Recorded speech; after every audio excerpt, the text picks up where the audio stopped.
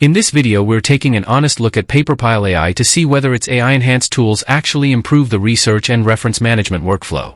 Paperpile has always been known for its clean interface, smooth Google Docs integration, and reliable PDF importing, and the AI additions mostly build on that rather than reinventing it. The tool helps with quicker metadata cleanup, smarter search across your library, and smoother organization of large collections, which is genuinely helpful if you handle many papers. However, Paperpile AI isn't perfect. The subscription-only model can feel expensive for students, some users report occasional PDF import issues or metadata mismatches, and the AI features themselves are more incremental than transformative, especially compared to tools offering auto-summaries or deeper document analysis. It remains cloud-dependent, which may be limiting if you prefer offline access or work in restricted environments.